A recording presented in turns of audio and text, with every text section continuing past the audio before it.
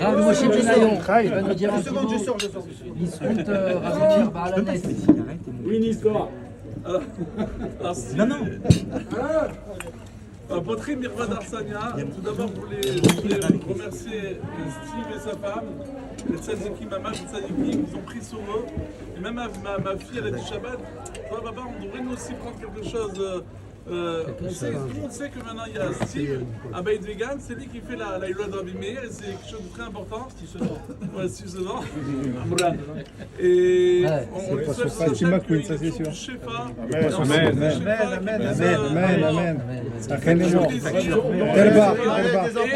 et voilà, tout le monde répond Amen. Je demande à tout le monde de répondre Amen. Déjà, vous êtes son fils, il est à la Yeshiva,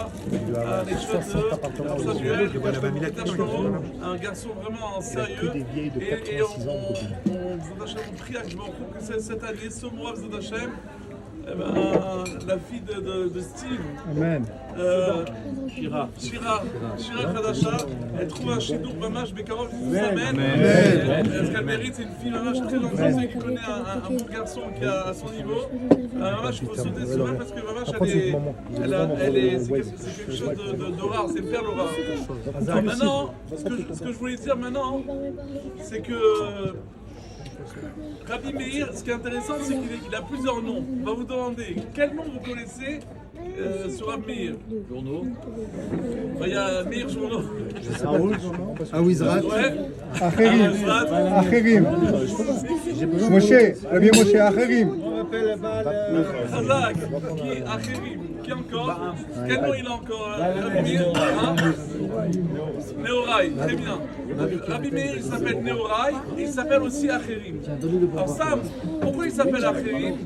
Il y a quelqu'un qui sait, à part Abraham?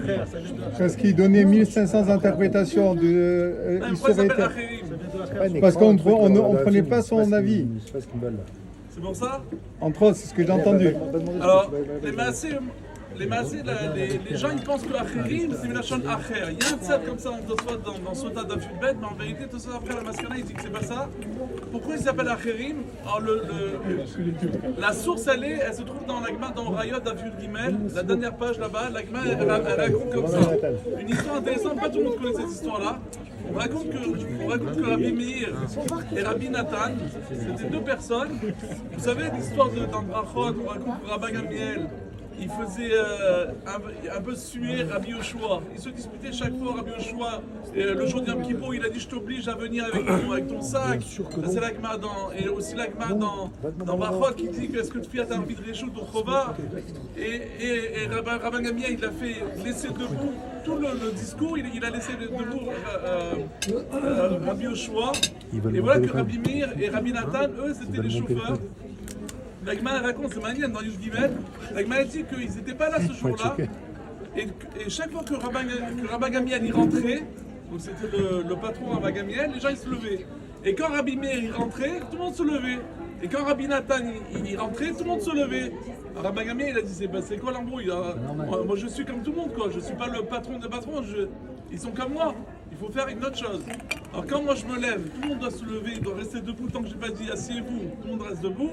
Et eux, les premiers rangs ils se lèvent, et après ils s'assoient de suite, dès qu'il a fini de passer, ils s'assoient, bref ils ont fait il avait un takanon. Et Rabbi Meir, Rabbi Nathan, l'Agma a dit qu'ils n'étaient pas présents à ce jour-là. Donc ils n'ont pas su, ils arrivent le lendemain, ils voient que Rabbi Gamiel il rentre. Tout le monde se lève, Rabbi Meir et Rabbi Nathan, et certains se lèvent, ils se rassoient, embrouillent. Ils disent, mais c'est quoi l'embrouille là? Qu'est-ce qu'il a de mieux, Rabbi Gamiel?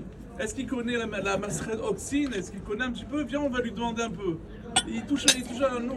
Il y a un vrai rare, c'est quelqu'un qui connaît tout. Qui connaît tout. Ouais. Ramazouz, on raconte, j'ai entendu sur Ramazouz qu'il m'a montré, mon cher beau-frère Michael, il m'a montré que Ramazouz, une fois, il y a Rav Shlomo Amar, il lui a demandé, il a écrit Lecha Ora dans Lecha Ora avec Aleph, et le Tosfot Rid, il dit, il ne faut pas dire avec Aleph ou avec Aïn, Lecha Ora. Alors, il a dit Rav Shlomo Amar, est-ce que dans tout le chasse, on pourra, chaque fois qu'on verra Lecha Ora, il faudra changer le Aleph avec le Aïn. Il dit non, t'inquiète pas, c'est le seul Lecha Ora qui est dans tout le chasse. Ouais, donc on parle beaucoup sur Raphaël Kanevski. Mais on peut être fiers aussi de nos rabbanim, parce que Ramazo aussi, Blainara, il connaissait le chasse à Yachar Bafour, et Mamash, et donc c'était en parenthèse.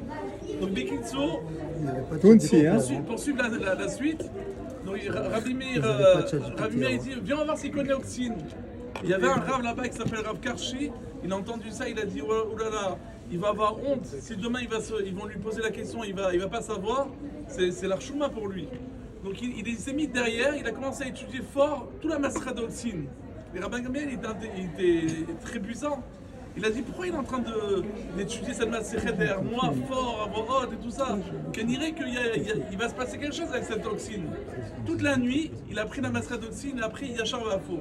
Le lendemain, ils l'ont posé, bon, Hachem, il a su se défendre. Et donc, dès qu'il a compris qu'il voulait le planter, Rabbi Gamliel, il a dit, vous savez quoi, vous êtes dehors. Toi, Rabbi Nathan, et toi, Rabbi Meir, les deux, vous êtes dehors, vous n'avez pas le droit de rentrer dans le shiur. Ils étaient à la fenêtre, et comme des enfants, ils envoyaient des avions comme ça. Non, vraiment, ils envoyaient des papiers avec les réponses. Dès qu'il y avait une question, où il y avait ils avaient une question sur le shiur, ou bien ils posaient une question et personne ne savait répondre, Rabbi Meir et Rabbi Nathan, ils donnaient la réponse. Et donc tous les gens, ils ont commencé à dire la Torah, elle se trouve dehors et nous on est dedans. Rabbi Gamliel a dit bon ok, c'est quoi, rentrez-les. Mais toi Rabbi Meir, tu vas t'appeler Acherim, et toi Rabbi Nathan, tu vas t'appeler Yeshomrim. Chaque fois qu'on dit Yeshomrim, c'est Rabbi Nathan, chaque fois qu'on dit Acherim, c'est Rabbi Meir. Et c'est pour cela que Rabbi Meir, il s'appelle Acherim, parce que c'est Rabbi Gamliel qui lui a donné cette appellation pour lui dire genre sache où elle est ta place. Essaye pas de me déplacer, parce que Rabbi Meir, il avait envie de déplacer Rabbi Gamliel et de changer de Rav. Donc c'est pour ça qu'il s'appelle Acherim, pas comme on pense, comme Tosfot il ramène que c'est Nashon Elisha ben Avouya, que comme Rabbi Meir il a appris la Torah de Elisha ben Avouya. Elisha ben Avouya, c'est un des 4 qui rentrait dans le fameux Pardes et qui s'est fait. Il n'y a que Rav Akiva qui est sorti indemne sans être Nizok. Et donc, Elisha ben Avouya, lui, c'était une grandeur dans la Torah, et malheureusement, comme la Gemara dans Chagad Daf Gimel, elle raconte toute l'histoire de Elisha ben Avouya, qu'il a complètement. Il a changé un peu il a retourné sa veste, il voulait faire tchouva, il a mal compris. Bon, Rabbi Meir, et la Gemara dit que en haut, Akshbaochou, qu'est-ce qu'il fait? Il apprenait tous la halachot que les Tanaïm apprenaient, sauf celle de Rabbi Meir. Pourquoi? Parce que Rabbi Meir, il m'a dit, son Rav c'est Elisha ben Avouya. Et après ils sont venus, ils ont dit non. Rabbi Meir, Klipato, Achal, non, Zarak, Pirio Achal. Il a mangé le fruit et il jetait le noyau. C'est-à-dire qu'il savait faire la différence des choses. Ça c'est la grandeur de Rabbi Meir. On voit Rabbi Meir, il y a plein d'histoires avec Rabbi Meir. Tout le monde connaît l'histoire dans la Vodazra d'Afutret là-bas, avec Broria, avec sa belle-sœur qu'il est allé, Elad et Rabbi Meir Adeni, tout ce qu'on parle sur Elad. Est-ce qu'il faut dire Elad et Rabbi Meir ou Elad et Meir? Qu'est-ce que vous dites, vous, les Marocains?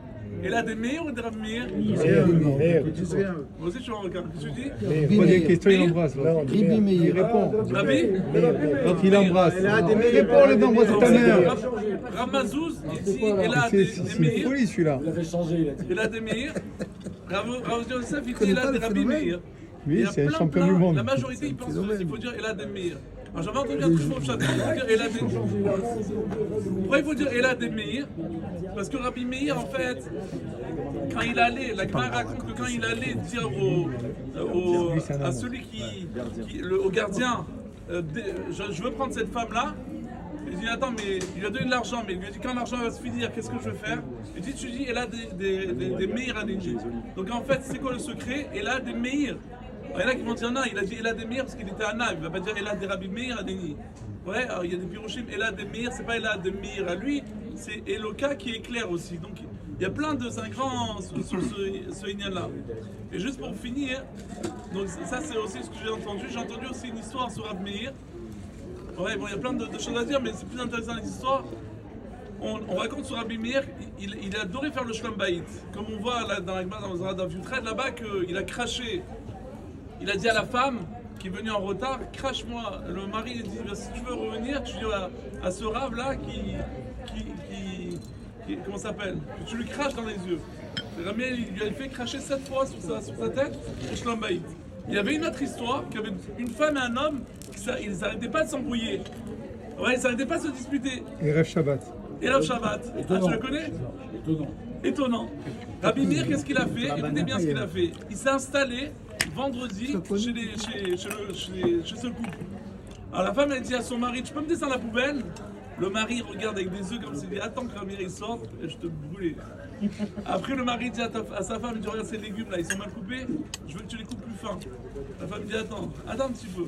Et chacun il disait, attends. Rabbi Meir il partait. Arrivé Shabbat, une bonne ambiance, belle dame proud, un bon repas, tac, ça se calmait. 40. Et bon, Hachem, et on repartait pour une semaine. Et Rabbi Meir, il a fait une deuxième fois, et il a fait une troisième fois, jusqu'à qu'ils ont entendu, même le malach hara, il y a la Gemara dans le Shabbat, elle dit qu'il y a un malach tov et un malach hara qui viennent accompagner. Si ça se passe bien, il dit, le malach tov, il fait une bracha, le malach hara, il doit répondre. Et si ça se passe mal, le contraire. Le malach hara, il a dit, tu sais quoi, laisse tomber, je pars de cette maison, il n'y a plus rien à faire, il n'y a plus de bassa. Je vais dans une autre maison qui a de l'ambiance. Donc on voit que Rabbi Meir, c'est un vache. Cette Iloula-là, est-ce que Bémet, on n'a pas envie de parler, de dire que c'est pas le jour de la Iloula. Il y a beaucoup qui disent que c'était le jour où ils ont réparé, ils ont refait la fameuse Masleva. Mais il y a Damina qui dit que non, que c'est vraiment le jour où il est niftar. Il faut savoir que Rabbi Meir, sa grandeur, la Gemara d'Aïrouvin d'Afius Gimel la Moudbet, elle dit que Rabbi Meir, c'était une grandeur, Adkedekar, même la Gemara dans Sanhedrin d'Afkafret, la Gemara dans Sanhedrin d'Afkafret, elle dit que Rabbi Meir, c'était un monstre, il était torré de la Torah, tout le monde quand il le regardait, il était bouche bée de voir la grandeur de Rabbi Meir. Et la Gemara d'Aïrouvin, elle dit que c'était il n'y avait pas une grandeur comme Rabbi Meir dans toutes les générations. Ouais, et la génération, Rabbi Shimon Bar Yochai, il était dans la génération de Rabbi Meir. C'est-à-dire que Rabbi Meir, il est plus grand que Rabbi Shimon Bar Yochai. Et la preuve, la Gemara dans sa Merbet, dans Yevamot, elle raconte que Rabbi Meir, c'était un des 5 élèves. Et le premier, on le dit d'abord Rabbi Meir, après Rabbi Shimon Bar Yochai. Donc on voit que Rabbi Meir, on ne peut pas parler qui est le plus grand, mais on voit que Rabbi Meir, c'était une... D'Aïrouvin. Ouais, la Gemara dit que c'était... Et la Lacha devait, mais il rendait fou. Il pouvait te dire qu'une vache, elle est tamée, il pouvait t'amener 49 preuves. Et je devenais fou, quoi. Donc comme il rendait fou tout le monde, la Lacha n'est pas comme lui, mais Rabbi Meir, c'est... Donc aujourd'hui, de fêter cette Iloula-là, en plus aujourd'hui on est Pessar Sheni, ça tombe bitou qu'à Pessar Sheni, il y en a qui disent qu'on fait exprès pour le caveau de Rabbi Meir, pour dire aussi qu'il y a un patour de Tachanoun comme Rabbi Shimon Bar Yochai, pour pas qu'ils soient moins, justement. Alors, le caveau de Rabbi Meir, c'est le caveau de la Torah, un rave qui a su montrer à tout le monde le RR de la Torah, le Shlom Bayit, et tout le chesed qui accompagne.